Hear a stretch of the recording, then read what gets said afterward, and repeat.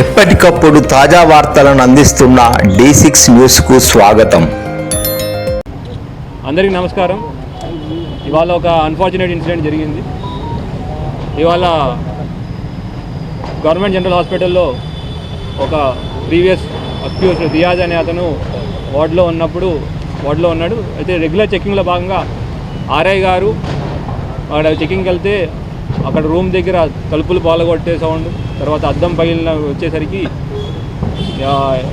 ఇమీడియట్గా మెడికల్ సిబ్బందికి ఇన్ఫామ్ చేసి ఆర్ఐ గారు, ఎస్ఐ గారు, ఒక కానిస్టేబుల్ గారు లోపలికి వెళ్ళి ఎందుకు ఆ సౌండ్ వస్తున్నా లోపలికి వెళ్తే ఈ రియాజ్ అనే వ్యక్తిని అంత గోల చేస్తున్న వ్యక్తిని తీసుకెళ్ళి అతను బెడ్ దగ్గర కూర్చోబెట్టే ప్రయత్నం చేశారు. కూర్చోబెట్టే ప్రయత్నంలో కానిస్టేబుల్ గారి దగ్గర ఉన్న తుపాకీని లాక్కుని ఈ రియాజ్ ట్రిగ్గర్ ఒత్తడం మొదలుపెట్టాడు. అది పాడేయని ఆర్ఐ చెప్తున్న వినకుండా ట్రిగ్గర్ ఒత్తుతుంటే గత్యంతరం లేక ఆర్ఐ గారు ఫైర్ చేయడం జరిగింది.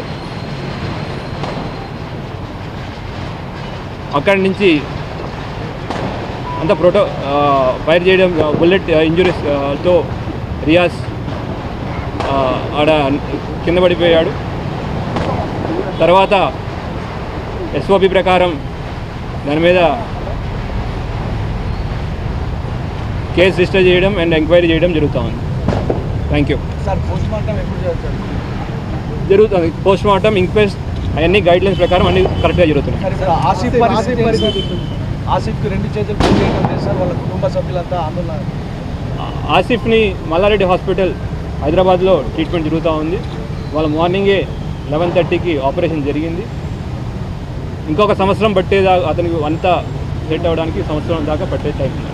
Thank you. Thank you. ఇది మిగతా అది వీళ్ళ డీటెయిల్డ్ ఇన్వెస్టిగేషన్ తర్వాత మళ్ళీ ఒకసారి 2 రోజులు మళ్ళీ పెట్టుకుంటాం. తప్పించుకున్నప్పుడు ఈయనకు ఎవరైనా సహకరించారా సార్? అవన్నీ ఇన్వెస్టిగేషన్లో తెలుస్తాయండి, చెప్పడానికి లేదు. థ్యాంక్ యూ అండి.